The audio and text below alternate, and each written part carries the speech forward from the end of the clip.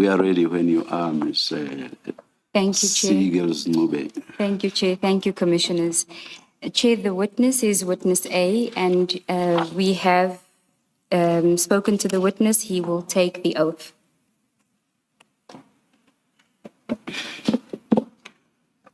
Witness A, can you hear us?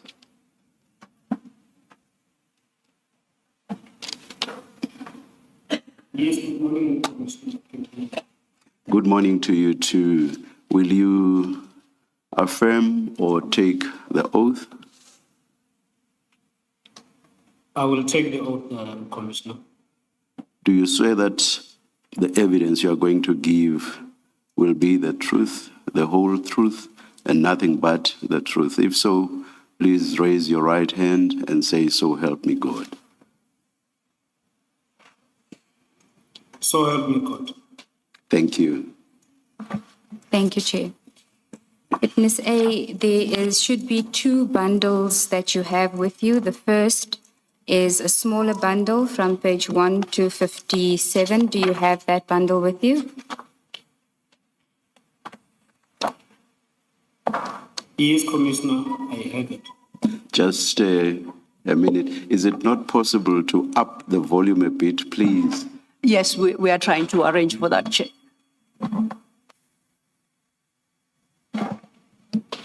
Witness A, can you just speak again? Can you confirm that you have the bundle with you? Yes, Commissioner, I do have the bundle with me. Thank you.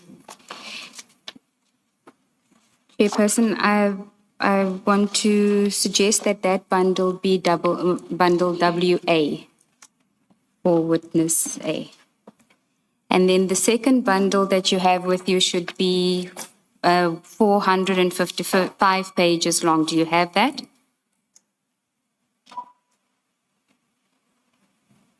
That's correct. I also have that one as well. Thank you. Chairperson, if that bundle can be an exhibit, submitted as an exhibit, which is the Katiso Molefe bail exhibit, and it is exhibit CJC4. Thank you. Witness A, can we go back to the first bundle, which is WA? Can you confirm on page 41 that that is your signature that appears there?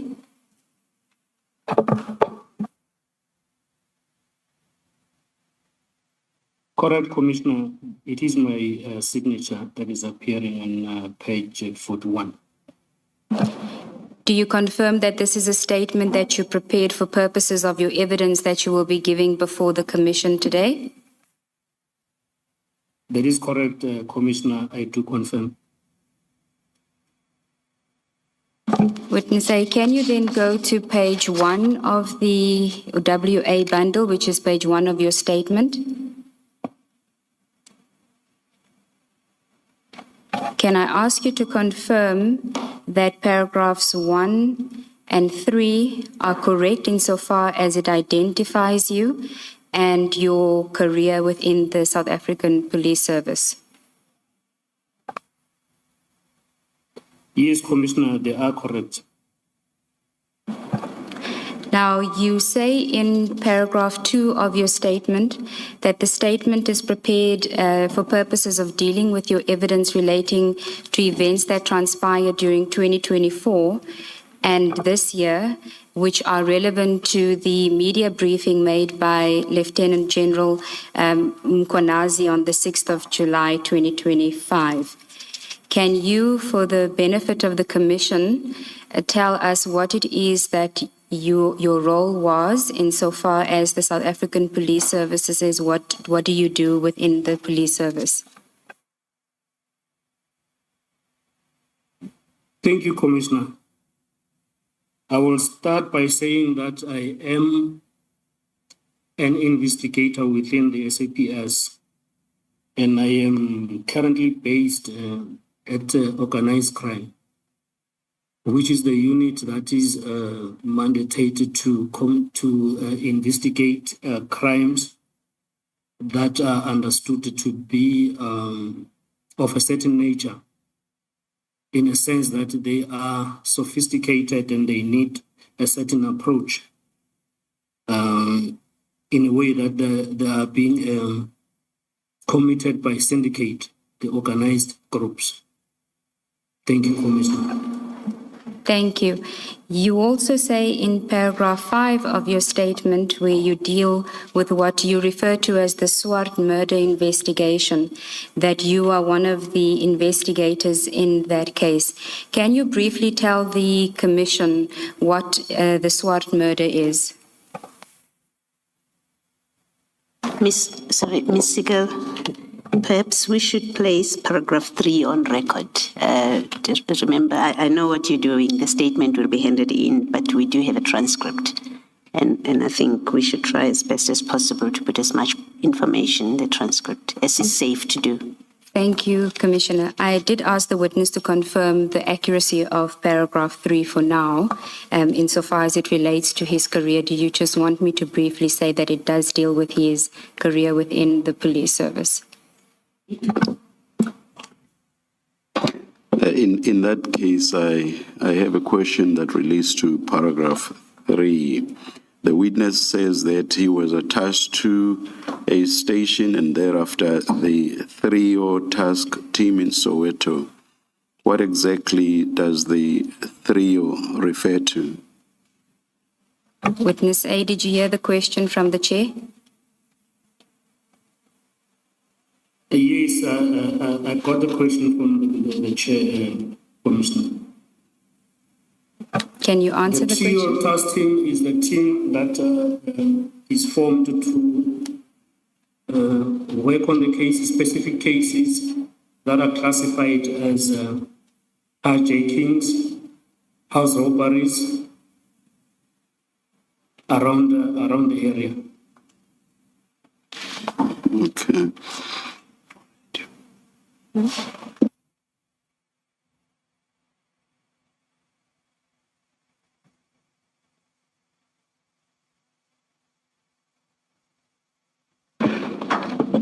Perhaps witness A, just read the whole of paragraph 3 into the record.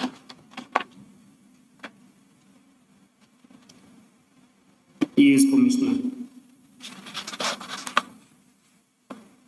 I started my career in the SAPS in July 2008 at the Basic Training College. Before that, I was a reservist. After college, I was attached to a station, and thereafter, I joined the Triotas team in Soweto, which is a specialized unit focused on combating hijacking residential and business robberies. I remained in the Trio team until 2021, and in late 2021, I joined Gauteng Organized Crime, which is the unit that I'm currently in, Commissioners. And then in the next paragraph, paragraph 4, you say your subs 96 will be made available to the commission if necessary. What's the subs 96? The subs 96 is a document, Commissioner, that mentions what I've just said above. It mentions all the steps that I've gone through since I started in the police and the courses that I've attended and everything. So it's an internal subs document that approximates what one could call a resume or a CV, or not? That is correct, Commissioners. Thank you, Chair. Witness A, we are now at paragraph 5 of your statement where you deal with the Swart murder investigation, and you say that you were one of the investigating officers. I had asked you to just briefly tell us what the Swart murder was before we deal with your role as an investigator. Thank you, Commissioners.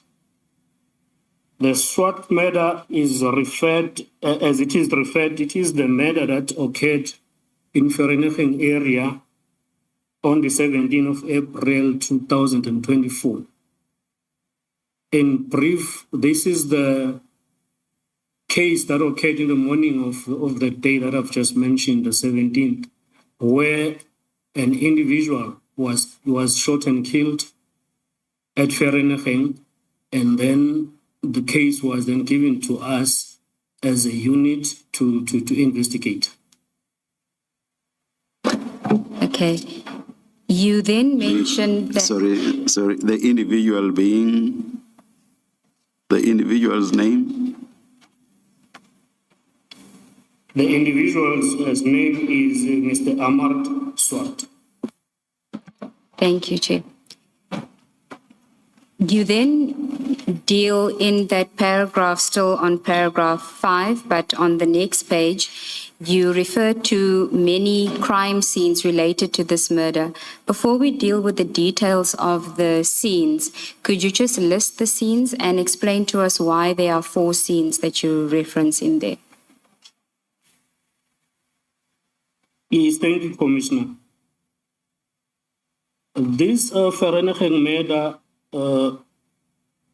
was registered as Vereeniging case 275 of 2021, and it is referred to as a main case, and it has got another 3 cases that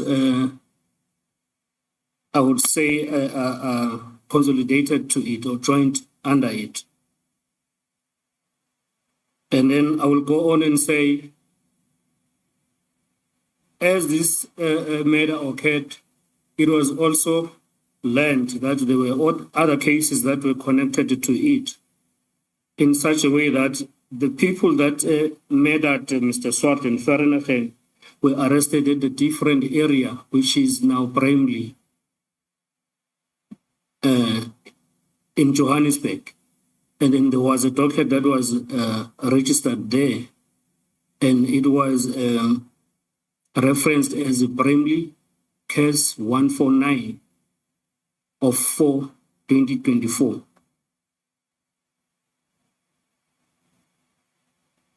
And then the cloprophyr in 7.2, you mentioned cloprophyr as well. Can you explain the relevance of that? Yes, Commissioner. And there was also another case that was that would later be joined to Vereeniging as well as referenced as cloprophyr case 77/4/224. Here is a person that was arrested. Sorry, so it's not 224, 2024. 2024. Yeah. Sorry, Commissioner. Thank you for correction, Commissioner. You may proceed. On this case, there is a person that was arrested in cloprophyr, and he was later connected to murder. And then this docket was opened because he was found with a firearm and ammunition at that area. Then it was registered under cloprophyr area and given that number. Under paragraph 7.1, which you have dealt with already, you refer to a street in Bramley and a house in Q. Is there a reason for saying a house without giving the street address? Yes, Commissioner, there is a reason to that because that house belongs to the suspect that was arrested in Bramley. And then the reason for not giving the address is because that there is his family that is staying there that can be compromised if maybe this address can be given in public. Thank you, Witness A. And then if you can tell us about 7.3, the Vereeniging Office Park. Thank you, Commissioner. The Vereeniging Office Park is also referred to this case as a murder scene or a crime scene of Vereeniging. That is where the murder of Mr. Ahmad Swart occurred. Okay. Thank you. Witness A, at paragraph 8, you say you'll deal with each scene, and we'll get to that. At paragraph 9, you speak about your role in the investigation and that there is another witness, witness B, who is best placed to deal with other events. Can you tell us why that is? That is correct, Commissioner. Witness B is going to come after me and deal with this case in details because at some time I was committed to other cases when we started with this investigation. So I will be doing this case and also attending other cases on the side. And then she was fully committed on this one from the word-go to this day. Thank you. If we can then go to page 3 of your statement, where you then start with the Swart murder again at paragraph 10, and you don't need to repeat that because you've already dealt with the description of the murder. But if you can just tell us how you got involved in the investigation of the murder. Thank you, Commissioner. On the 17th of April, 2024, I was on duty when I received a call from one of my colleagues that told us that he has gotten an instruction from our commander, Brigadier Khopane, that we must attend to a crime scene that was active in Bramley. And at that time, we didn't know what this crime scene was all about. And then I did ask him on the phone to give me more details about the crime scene that we were instructed to attend. And then his response was that he does not have full details. He's just given instruction that we must go to that crime scene at the address that was given to us at a time, and we will be briefed as we get to the crime scene. Can I ask you, Witness A, approximately what time would this have been?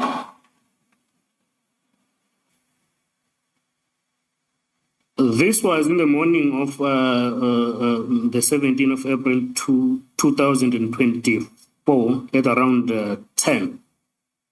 So approximately 3 hours after the murder had been committed. That's correct, Commissioner. If we can then go to page 4 of your statement at paragraph 13, can you tell us what then you did next? You say that you arrived at the office. What transpired thereafter? Yes, I arrived at the office because at that moment I was driving with witness B in the same vehicle. And then we arrived at the office, then we got to this colleague of ours that was giving us the instruction from the brigadier. Then we requested him to brief us a little further about what we needed to do. And then he said all he has is the address where we need to go and attend, and then the number of the person that needs to give us full details when we get to the crime scene. And what happened, that colleague of ours jumped into the vehicle that I was driving, and then the three of us drove to the crime scene at Bramley. Was there anyone else that accompanied you? Yes, Commissioner, we were joined by two other colleagues of ours a little later at the crime scene. They were instructed to be with us at the crime scene. We were initially told by the brigadier through the colleague that has just given us the instruction from the brigadier that it appeared as if the crime scene was huge and it will need more than 3 members to attend to, which is why we had to be joined by 2 extra detectives, which was Warrant Officer Mapalane and Sergeant Kosi. And You then, in paragraph 14, deal with what you observed when you arrived on the scene. Can you tell us, give us more detail on that? And this is now the Q Bramley scene. Yes, Commissioner. When we arrived at the crime scene, we saw a lot of police vehicles marked and unmarked. And then we asked as to who was going to brief us. And then we arrived there, we found the TRT team, which is Tactical Response Team, and then the Provincial Tracking Team that were already at the crime scene. And then we requested to be briefed before the scene could be handed over to us. And what did they tell you as part of the brief? They told us that there were 3 people that had already been arrested in the Viano that was parked in the center of the crime scene at the street. And then they told that the information that they had at a particular time. Sorry, witness A. Sorry, witness, a Mercedes-Benz Viano. I just want to give the full description as it appears from the statement. Apologies for interrupting you mid-sentence. Can you please repeat the last thing you were saying? Yes, Commissioner. I was saying when we arrived there, we were briefed that there were 3 people that had already been arrested. And then furthermore, the members that were briefing us, they told us that those 3 people were arrested in a Mercedes-Benz Viano. That is a V-Class bus Viano that was parked in the middle of the street. And what else did they tell you about the Viano? And then they told us that this Viano belonged to one of the people that were arrested at the crime scene. They also told us that there is exhibits, or there are exhibits that were recovered from the Viano.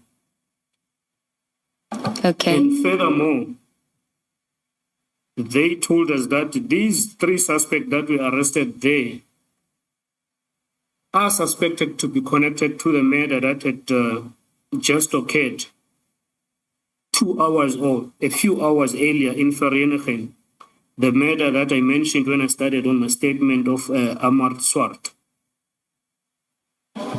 Now, And they told us that they were going to hand over the scene to us, but promised that they will keep giving us information as we progress with the crime scene.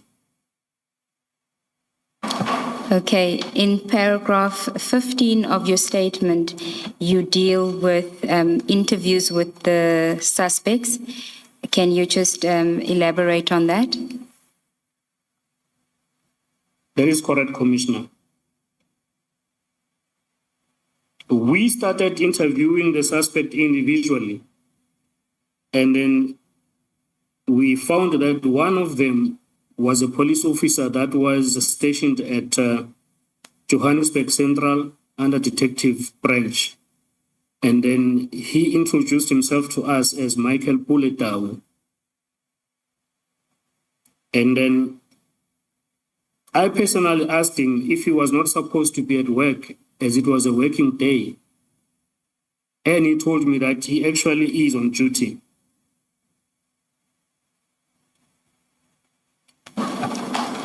Continue. And the second suspect that was arrested with him introduced himself as Musake Kane of Q, the house that I didn't give address to.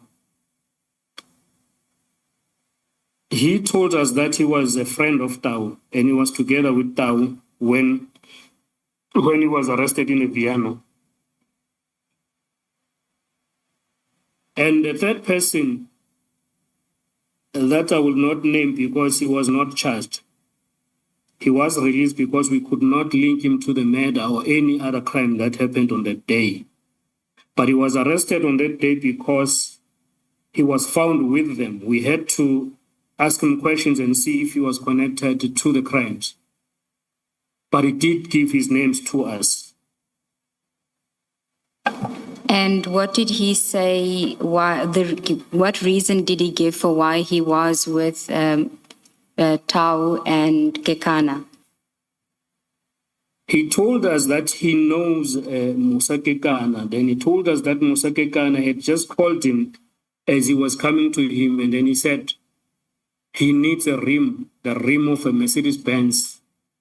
He told him that one of his friends was stuck in Vereeniging side in the Val, Kliprivier, with the Mercedes-Benz that had a damaged rim.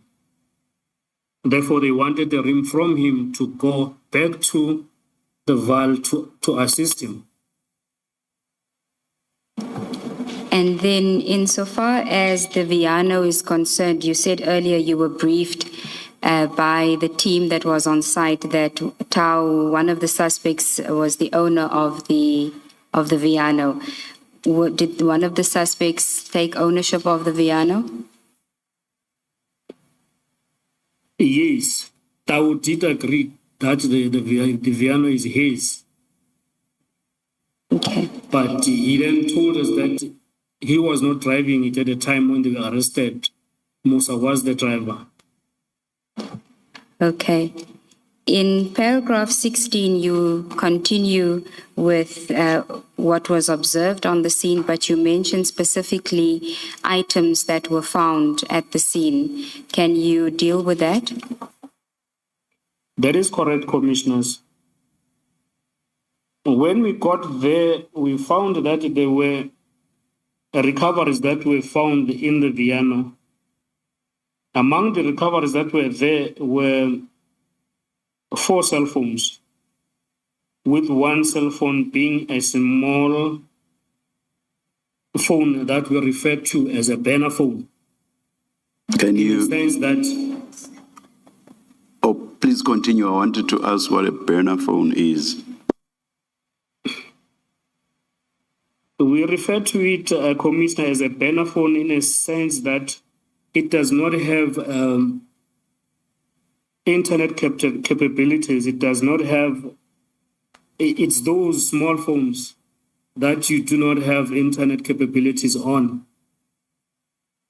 Usually in the line of work that I'm in, we find suspect that they will have their smartphone, which is their personal phone, and they will use this so-called burner phone, which does not have the internet capabilities, with a belief that when they use it, it's not easy for them to be traced. I thought So it is usually referred to as a burner phone. I thought this related to the phone not having been registered properly. The verb used colloquially being that it has not been recorded. So a burner phone has nothing to do with it. I won't be technical about it, Commissioner. I'm just saying it the way we understand it in the line of work that I do. Thank you, Witness A. Insofar as the burner phone is concerned, did anyone claim ownership of the burner phone? No, Commissioners, no one of them wanted to claim ownership of the phone. And insofar as the other 3 phones that you found on the scene, what were you told about that? The 3 other phones, one of those phones was Michael Puller's phone. He said it was his. The other one was Musa's phone. He agreed that it is his.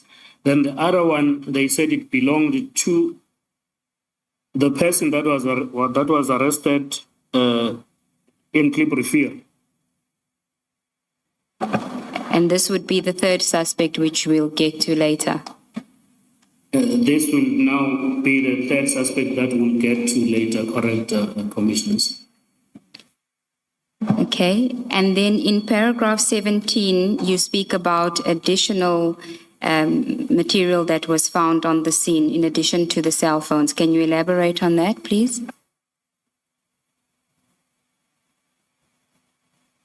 Yes, commissioners. There was also a rim of a Mercedes-Benz that was also found in the Viano. And then when the suspects were asked about it, they said it belonged to the person that we didn't arrest. And then the explanation was that it was going to be used to assist the person that was stabbed in Tribrifir in the Val. Okay, what else did you find?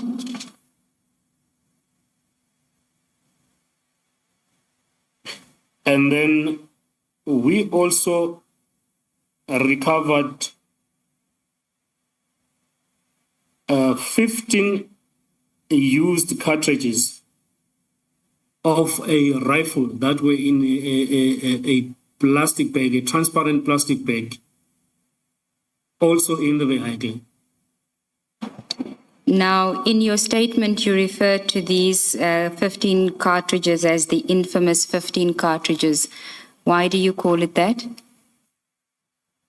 Yes, commissioners, these 15 cartridges were then later going to assist us to link this suspect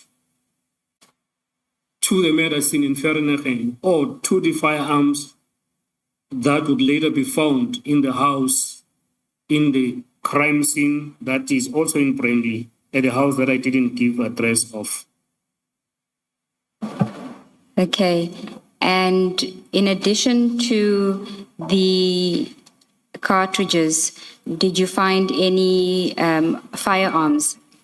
Before you step off the cartridges, is it normal to find a collection of empty cartridges like this? No, Commissioner, it is very abnormal, to the extent that we did ask the owner of the vehicle as to why these cartridges were carried around like the way they were. And his explanation was that they belong to his brother, who is a professional hunter, a sports, he gave a term, he said he's a professional, he belonged to a club that do sport hunting.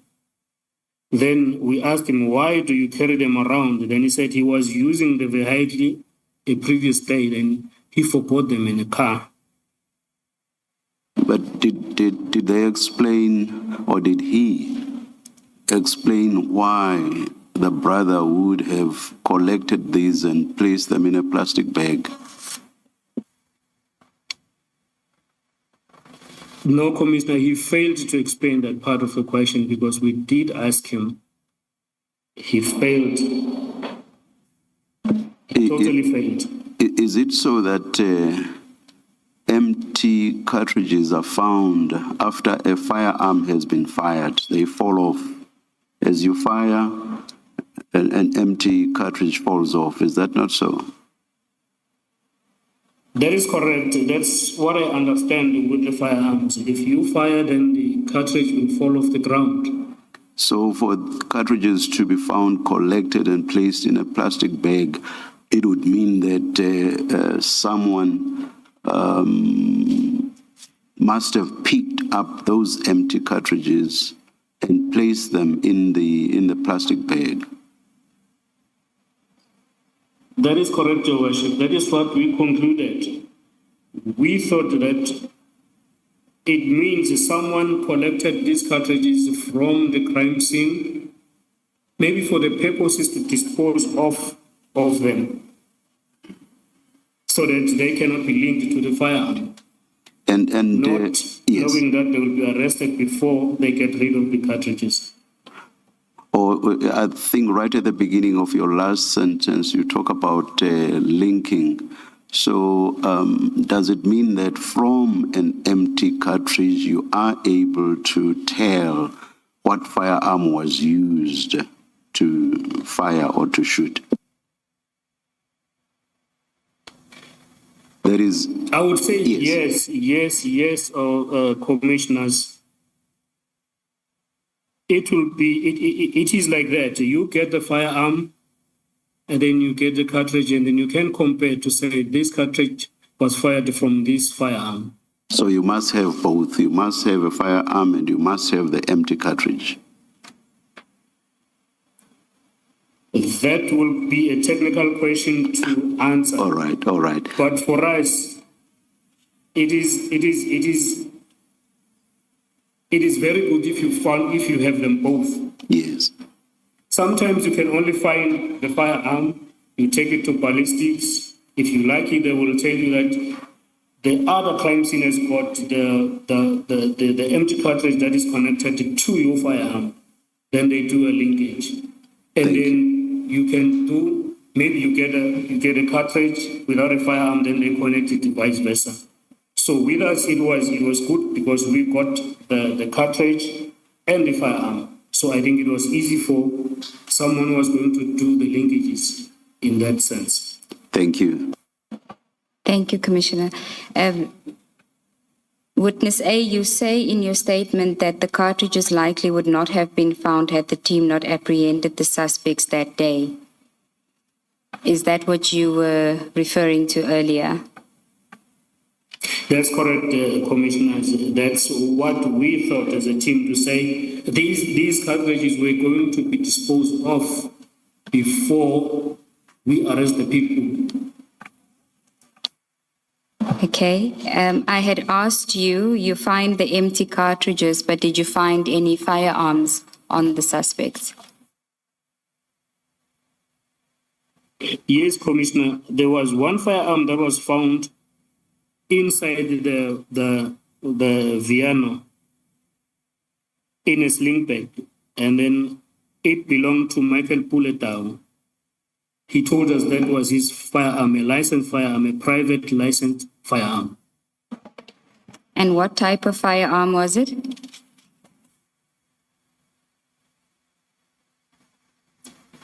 It was a pistol. Just pause there for a moment. Was Witness A, it's Commissioner Kumalo here.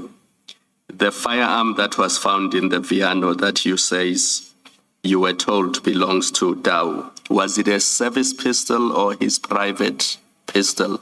And the second question, was it licensed? Thank you. Thank you, Commissioner. This was his private personal firearm and it was licensed to him. Thank you, Commissioner. And maybe just to continue on that question, Commissioner, we did ask him about his service pistol as a police officer who was on duty, was supposed to be having it. Then he told us that he had long surrendered it back to the employer. He didn't carry it around.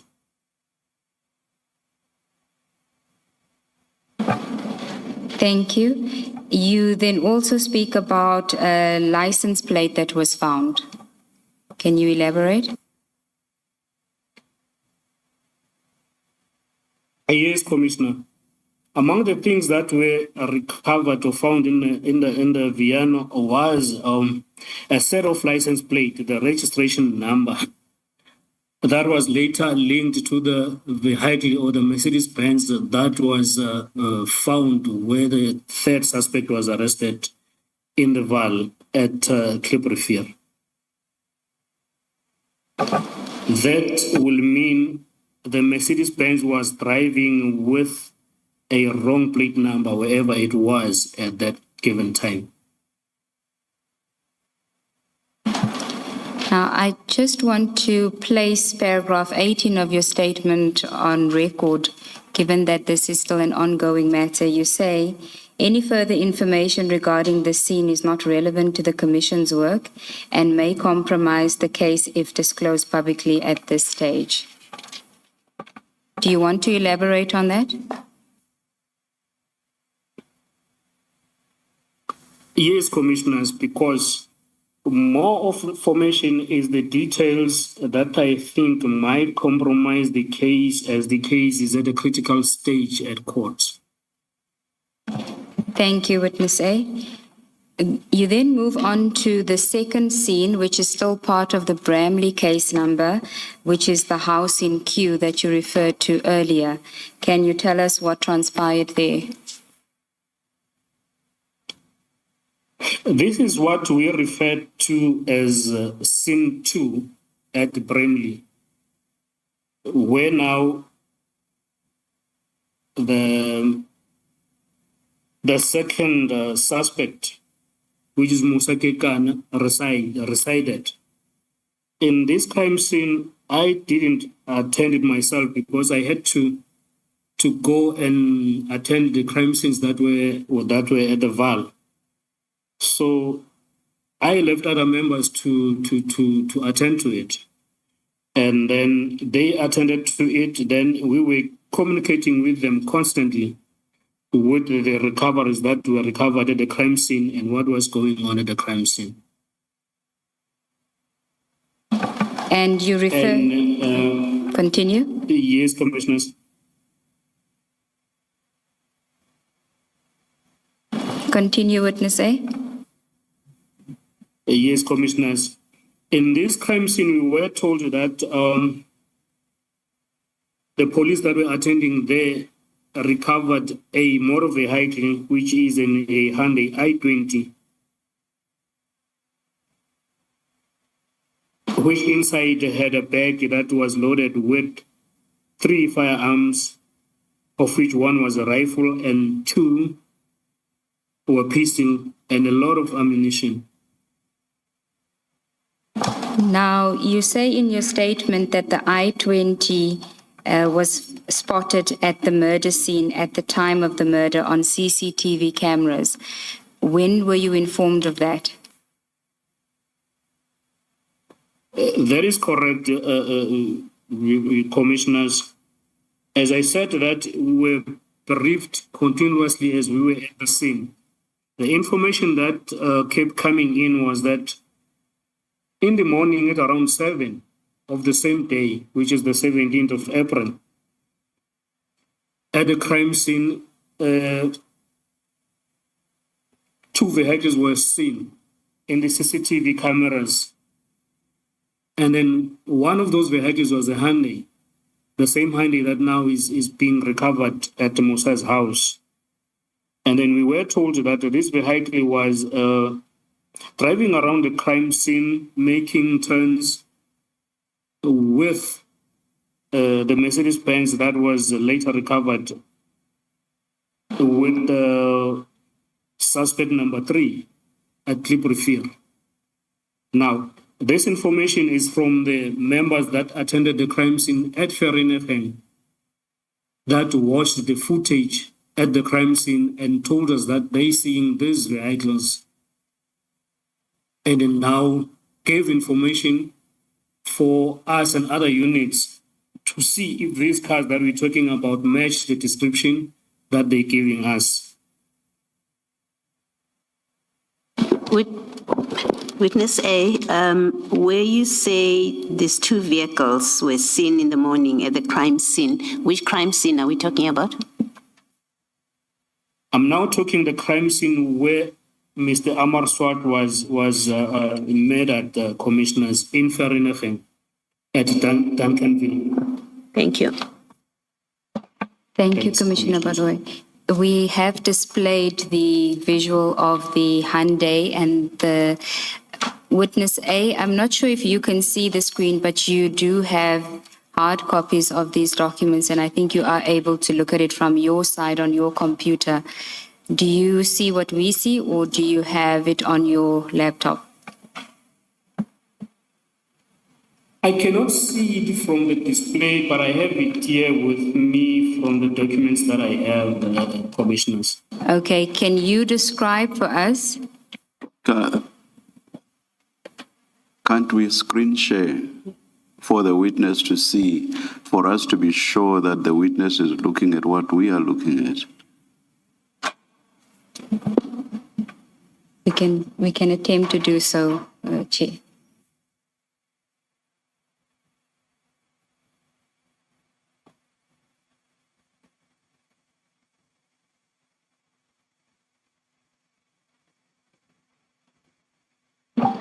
Witness A? Just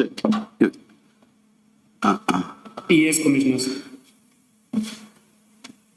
While they are busy sorting out the visuals, when you talk about a Mercedes-Benz, just be clear because evidence is being transcribed. There's a Mercedes-Benz Viano and a Mercedes-Benz C200. So when you refer to a Mercedes-Benz, please just clarify which one you are referring to. Thank you, Commissioner. In this instance, I refer to a Mercedes-Benz C200, which is a sedan. Just a minute. I saw on my screen a whole lot of documents, and I'm not sure how safe that is. We have redacted the necessary information, Chair.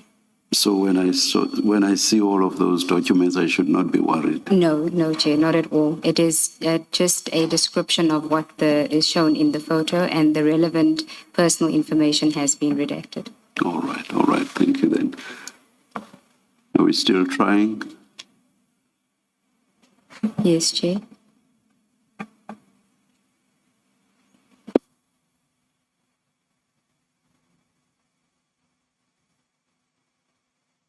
We're just trying to figure out how to share screen. Okay.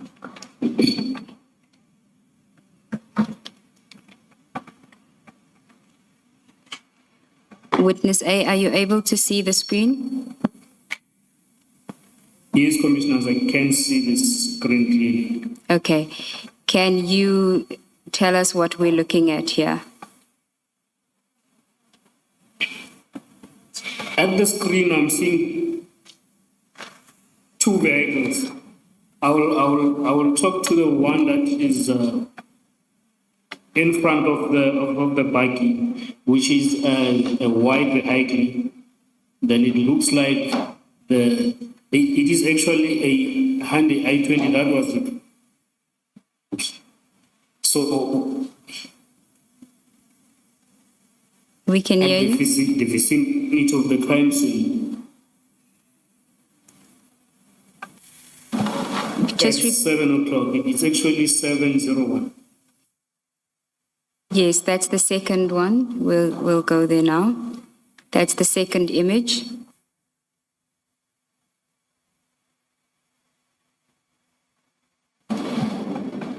Can you hear us, Witness A? And then the second image, it is the same. Sorry, Commissioners. Please proceed. Thank you, Commissioners. And this image, it is the same vehicle, the Hyundai i20. And then on this one, it is seen with the vehicle that was driven by Mr. Swart, the deceased. If you can go to the next one.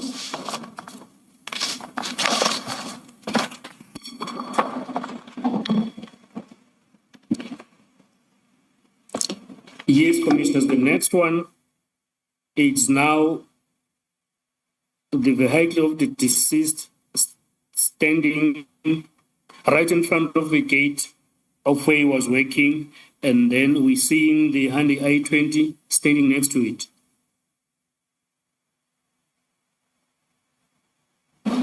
And this is the Hyundai i20 that was found at the house in Kew. This is the Hyundai i20 that was found at the house in Kew, the house that belongs to Musaki Kana, who was arrested with Michael Bullet down. Just a moment, Advocate Siegels. Witness A, the other vehicle that you've described and you say was being driven by the deceased, can we please identify it? Make and model? You don't have to give us the year. I assume you won't know. Just the color, make and model. Correct, Commissioner. I wouldn't know the year model, but it is a Ford double cab buggy. So it's a silver Ford Ranger. It's a silver Ford Ranger double cab. Thank you, Commissioner. Yes. Witness XA, rather, if you would just go back to the very first shot, Ms. Siggles. Yes. You've got two vehicles there. There's the white one, which I think you've identified as the Hyundai i20. Is your evidence that the silver vehicle that we see there is the vehicle driven by Mr. Swart? Correct, Commissioner. It is. Okay, let's go to the second shot. And you say that yellow circle there, it's that Hyundai now in the middle of the road. And perhaps for the record, we should describe where it is. In the first shot, the vehicle is on the side of the road. Is that correct? In the very first shot? That is correct, Commissioner. Now, in the second shot, there's a white vehicle circled in the middle of the road. You're saying it's the same vehicle, the i20 Hyundai. That's the same vehicle. And the one in front, you say that's Mr. Swart. That is correct, Commissioner. Let's go to the third shot. Now, in fact, in the shot just above, Ms. Siegel, there are two shots in the picture. The first one now shows the white vehicle almost abreast with the silver vehicle, both facing in the same direction. Is that the same vehicle that was in the middle of the road in the previous shot? Is that your evidence? That is correct, Commissioner. All right. Now, and that is still the Hyundai. Now, in the second shot of what we are looking at, there are in fact two vehicles, white vehicles, and none of them is facing the same direction as the silver vehicle. Can you just explain that for the record? What are we seeing on the record? Which one is the Hyundai i20? Where is it facing now? Because you have two vehicles now, and there's only one car that's facing towards us in this picture, and it's the silver vehicle. Just explain the shot we're looking at. That is correct, Commissioner.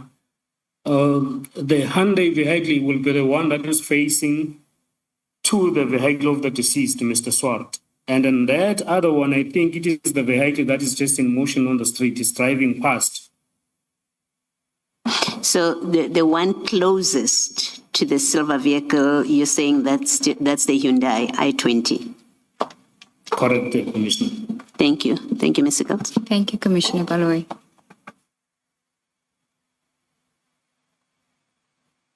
Before we leave the photos, I see that above the top photo, there is commentary.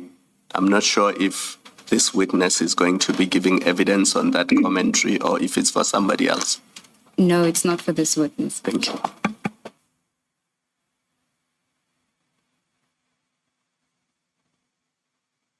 you. Can we go to page 6 of your statement, witness A? At paragraph 20, you then deal with the Viano belonging to Mr. Tau, which you also say was parked at the house in Q.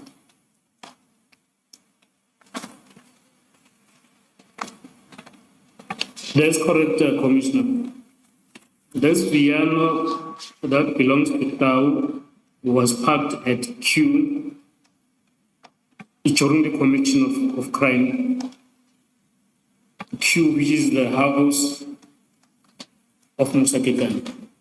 In your statement, you are not as categorical as you are now. You say it appears that the Viano belonging to Tau was initially parked at Kekana's house.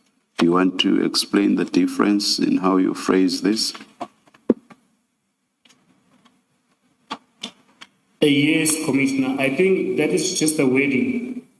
The fact is that it was parked there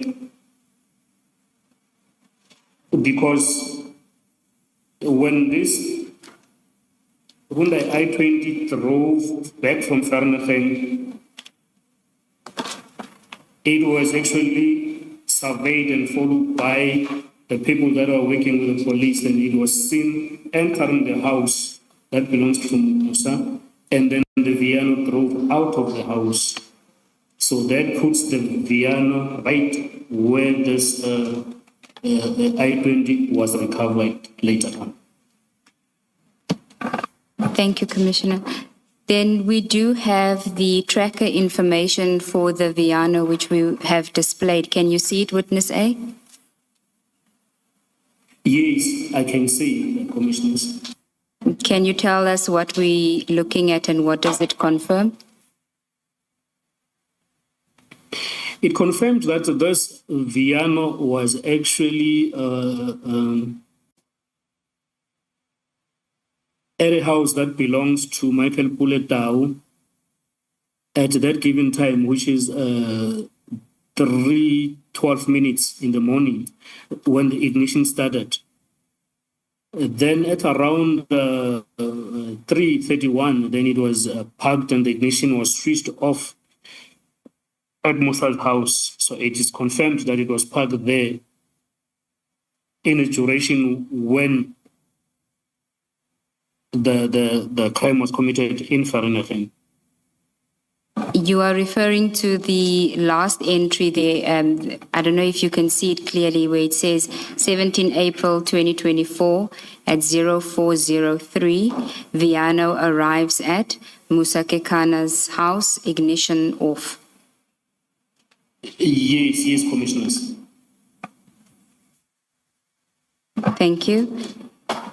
In paragraph 21, you had already spoken about the firearms that were found and the ammunition, but you mentioned that you did not accompany the team. So how did you become aware of that information? We had constant communication with the team that was left back at Brimley as we moved to the VAR with the witness PE. So they kept us informed as about what was happening, what was recovered in that crime scene, which is at Brimley and House of Musa. And then insofar as you refer to a large amount of ammunition that was found in a bag in the I-20, was this used ammunition or unused? No, these were bullets, like the unused live ammunition, as they would be called, Commissioners. Thank you. Can we then move on to the third scene, which you refer to with reference to a case number, Kliprefir? We are now at paragraph 22 of your statement. Yes, Commissioner, the third scene will be the scene that was at R59 North at Engine Garage, where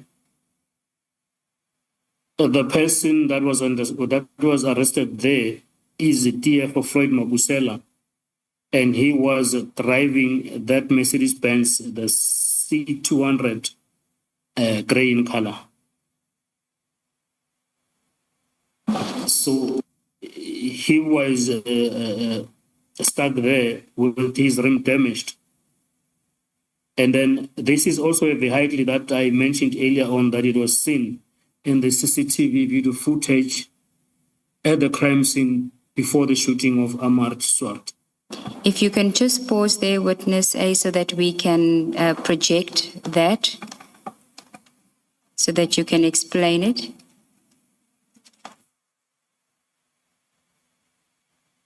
Yes, Commissioners. Can you see the screen?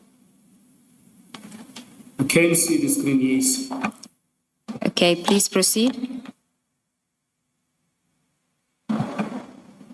As I was saying, Commissioners, this was seen in the morning driving around the crime scene together with the I-20 that I spoke about in the previous paragraphs. And it was now found at the garage in R59 in Kliprefir area with the person that was arrested there, who was later known to us as DFO Floyd Mabusela. If I can just ask you to be more detailed about that insofar as the timeline is concerned and what it is that we are seeing on our screens. If you can start with the first one, which says 17 April 2024, and it says at 5:45. What are we looking at? We are looking at CCTV cameras showing the same Mercedes-Benz, the C200, driving around at the area of Vereeniging. Okay, it says that it's passing Q-Tech.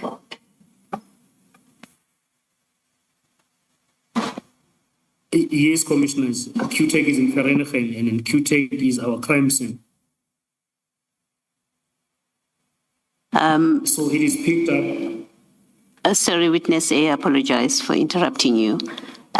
Perhaps what the witness should do, Ms. Siegels, is read the captions there into the record. Thank you for the direction, Commissioner Baloyi. Did you hear that, Witness A? Could you read it into the record for us, the description? Yes. You can start with the first entry at 5:45. Apologies.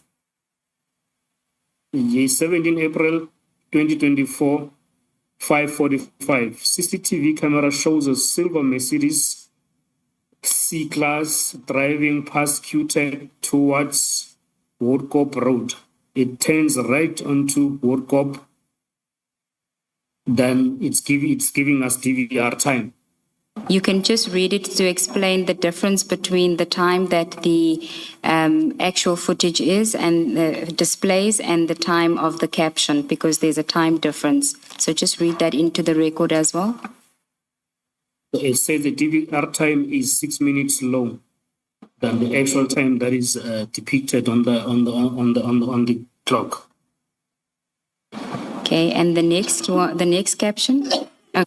Sorry, perhaps before you do the next caption, there is a vehicle on the road there. What vehicle is that? This is C200 Mercedes-Benz that we are talking about, Commissioner. Yes, and you say it passes Q-Tech. Driving past. In relation to that vehicle in this picture, which side is Q-Tech here when we're looking at this picture? As far as I understand the picture and understand the crime scene as I know it, the company or the Q-Tech will be at the back of the vehicle on the left side. Okay. Thank you. Thank you, Commissioner Baloyi. Witness A, you can continue with the second caption. Then the second caption is gives the same date. The time will be 5:53. It shows a silver Mercedes-Benz class driving towards Q-Tech from left of Woodcop Road. DVR time is 6 minutes long, meaning now it is driving to the opposite direction in comparison to the first footage that we were given above, which will technically mean it is coming back towards the Q-Tech. Okay, before you deal with the next one, what is it that you call this? What activity is this? We call this, in a terminology that is called scouting or surveillance. Looking for the crime scene, looking for the dangers, maybe spotting the suspect, or even maybe looking for anything that could disturb you when you're committing the crime. Thank you. Then we'll go on to the next one.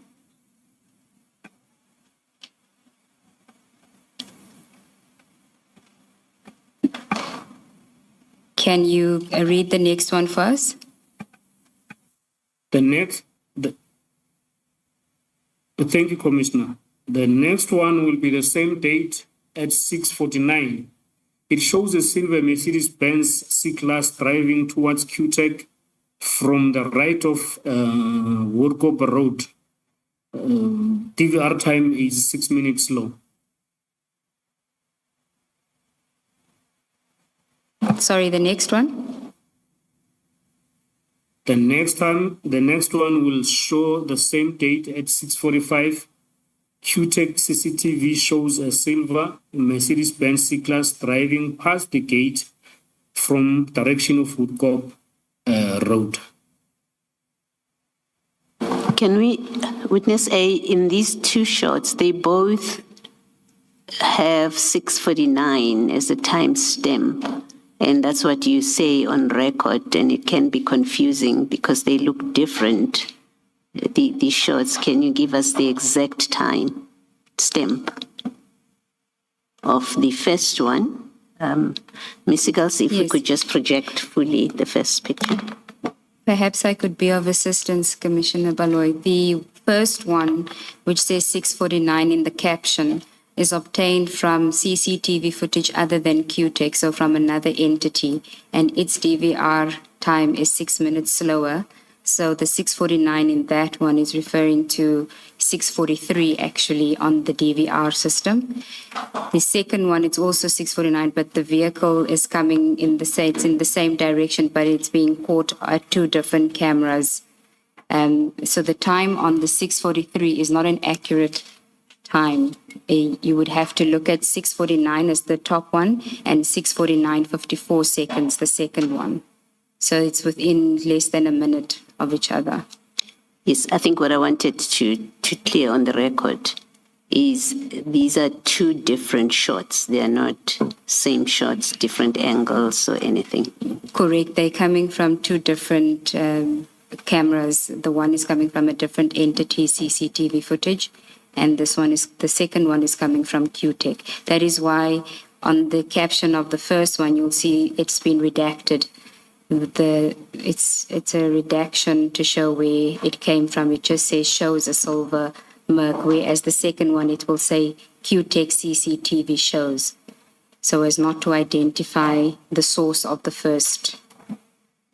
Okay. Just lastly, there's two timestamps. The first one, and perhaps to distinguish them, we should be referring to those, because in the first shot, in the body of the shot itself, you have 06:43:48, and in the second shot, you have 06:49:54. Is that not a distinguishing? Correct. Yes, you can. We can use the imaging. It's just that the time on the image is 6 minutes slower. So it's not an accurate reflection of the time that the vehicle was actually coming past there. The vehicle came past at 6:49, according to the record. So it is within seconds of each other, but from two different sources and in the same street. Okay. Witness All right. A. Perhaps what we should do then is let's properly record. Let the witness explain it. Let's record the evidence, the witnesses' Thank you. explanation of these two shots and any differences in them. Witness A, did you hear? Can you just explain the two shots and the difference between the two shots? Thank you, Commissioner. I think the advocate explained it better. The shots are from two different sources, and then the timestamps won't be the same. So for the purposes of record, I will read the first one as 6:43:84 seconds from a different source, from a different camera. Then the bottom one will be read as 6:49:54 seconds from QTech CCTV camera as a source. Thank you. Thank you. Thank you, Commissioner Baloy. And then if we can go to the last two images. insofar as the C200 is concerned?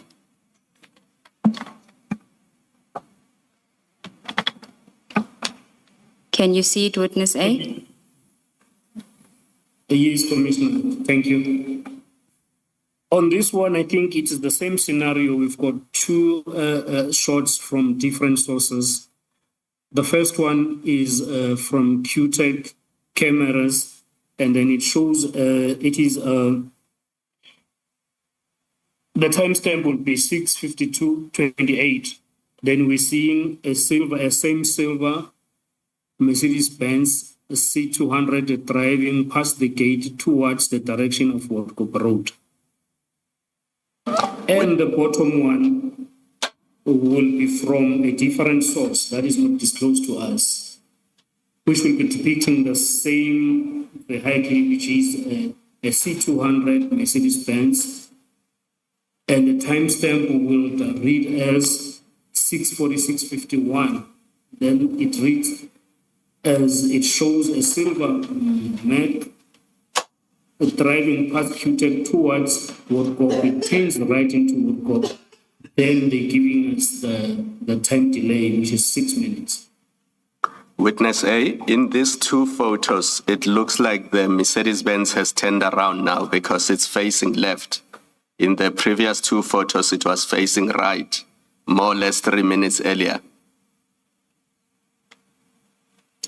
That is correct, Commissioner. So is that consistent with your evidence that it was doing what you call scouting? That is correct, Commissioner. Thank you, Commissioner Kumalo. So, Witness A, if we can then return to your statement and deal with what else was found at the scene where Mr. Mabusela was arrested. Mr. Mabusela was found at the crime scene with a firearm, which is a pistol and ammunition, and one cell phone, which is also referred to as a burner phone.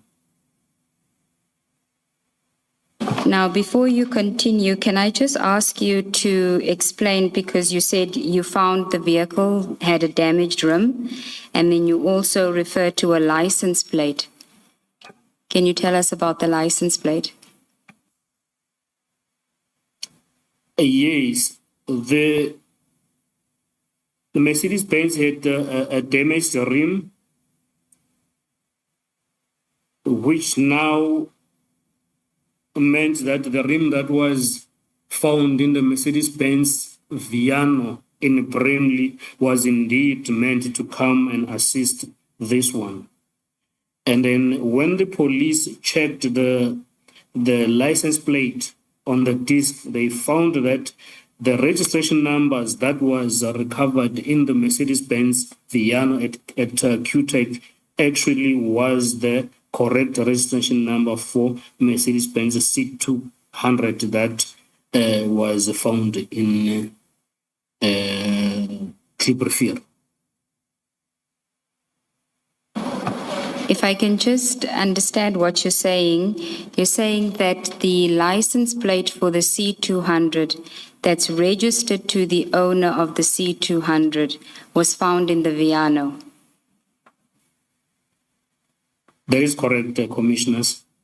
And then what license plate was found on the C200 in Vereniging? Oh, the license plate that was found there, it is a license plate that did not belong to the Mercedes-Benz. It was a wrong plate. It was fitted with a wrong plate number. So the plate was actually on the vehicle. It wasn't in the vehicle. It was actually on the vehicle. It was on the vehicle, like the front and back one, as it normally would be. In your experience as an investigator, what would the reason for that be? Why would there be a fake plate on the C200 when that vehicle does have legitimate plates? This would mean that because maybe if I can just, for the purposes of record, this vehicle belonged to the daughter of Mabusela. So using the wrong plate number would assist him not to be linked to the crime scene because it was picked up at the CCTV cameras with this registration number that was wrong. So I think the aim of putting the wrong plate number was for him not to be linked to the crime of murder in Vereeniging. Thank you. You may continue with what was found. You mentioned the burner cell phone. Before you do that, Witness A, you have given us the exact detail of scene 1 and scene 2, where exactly they were geographically. This third scene where Mr. Mabusela was found and arrested, where was it? It was an engine garage in Tribrifir, northbound. This is in Vereeniging. This is in Tribrifir on the way from Vereeniging. Thank you. It's just outside Vereeniging. Thank you, Ms. Sigals. Thank you. Witness A, let's get it right. The engine garage in R59 is between Alberton and Vanderbilt Park, I think. So it's halfway between Alberton and Vanderbilt Park. But when you travel to Vereeniging using the R59, you would go past that engine garage. Is that correct, more or less? That is correct, Commissioners. Thank you for the clarity, Commissioner Khumalo. You may continue, Witness A, with your regarding the burner cell phone. Yes.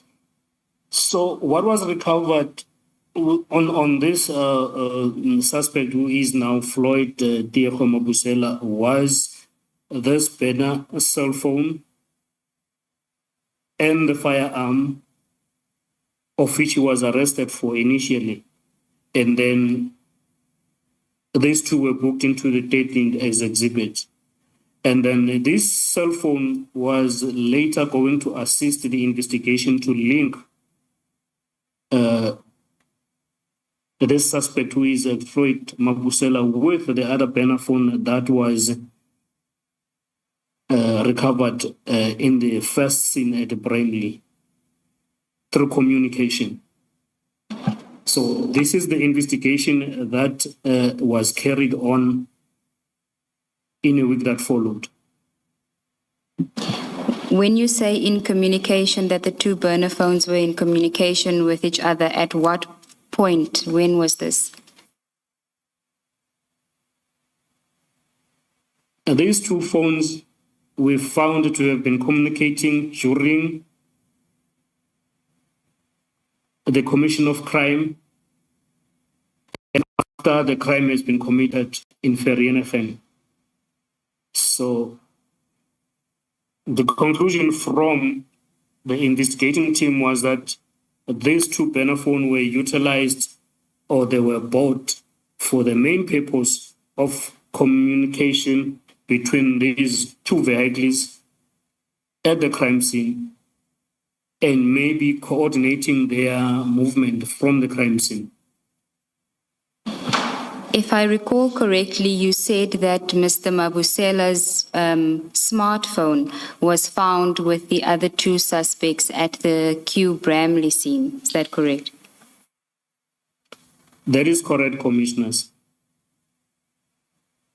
Okay.